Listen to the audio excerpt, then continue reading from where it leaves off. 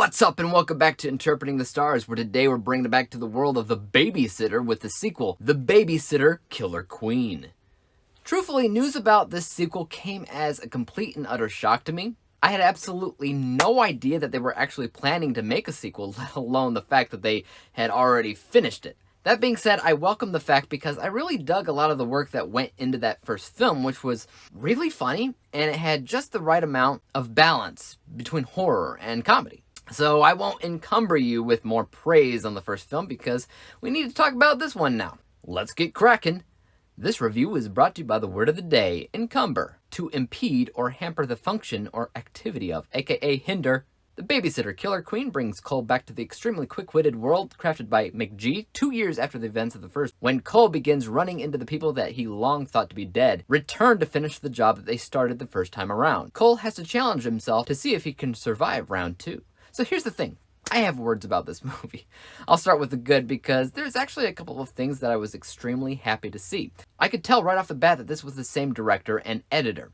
I didn't even have to look. It was that obvious to me. McG is a very funny guy, and I know comedy is subjective, but he's kind of a tongue-in-cheek writer. He knows what the audience is thinking, and he isn't really afraid to embrace the ridiculous parts of the film. Now, it didn't have the same writer, since the first one was written by a different guy, but the writing is still somewhat similar. I think the only difference in the writing itself is the balance. Where the first film was able to convey both horror and comedy in a very balanced manner, I think this film leaned much more heavily onto the comedic side. And it is funny. There was more than one moment in this flick where it reminded me of the older Charlie's Angels films, which, McG also directed. Also, when it comes down to the editing, I dug it.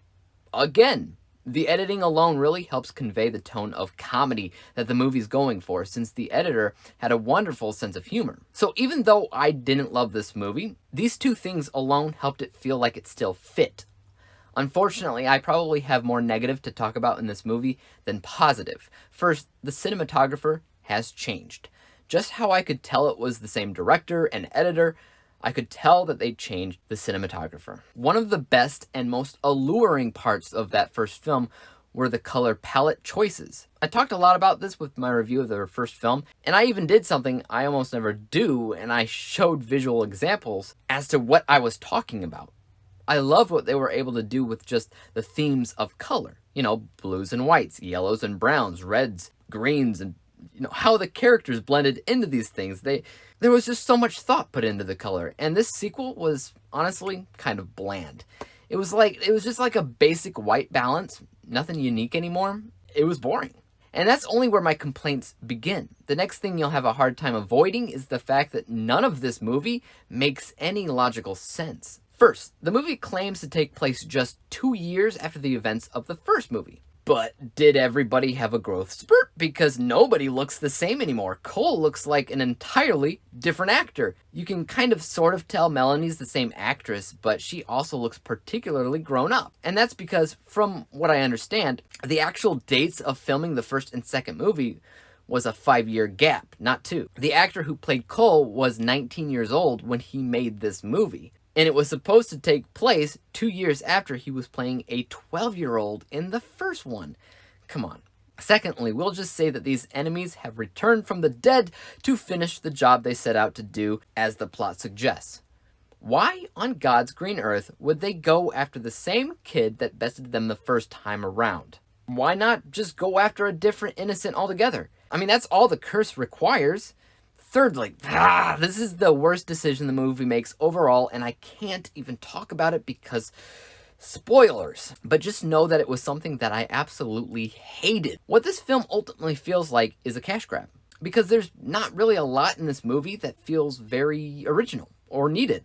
They rehash a lot of the events of the first, and the plot is basically just a remake of The Babysitter. And that's just upsetting to me.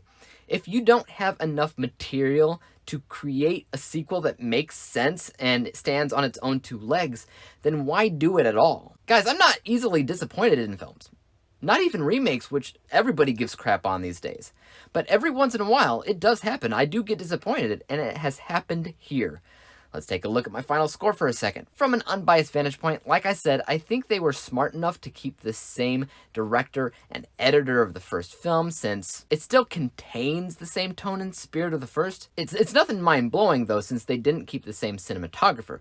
That scores 72%. And from a personal vantage point, I was disappointed. I wanted so much more. That bias scores 64%. When we average the two scores together, we come to the final rating of 68%, 68 out of 100 possible stars, granting this film with a letter grade of D. It's also the opposite score of what I gave the first movie, which I scored 86%. It's not impressive. It has bland color choices. The decisions that it made was annoying and disappointing. Maybe that's just me though. Maybe you loved it. Let me know. Tell me in the comments down below what you thought about it in general. As for YouTube, you guys know what to do. Hit the thumbs up button if you enjoyed this review, because there's always more like it coming out each and every single day. Hit the subscribe button and bell to be notified when I come out with my next review. And until then, peace out. Dave examines movies we just watch for fun. Davey is the expert.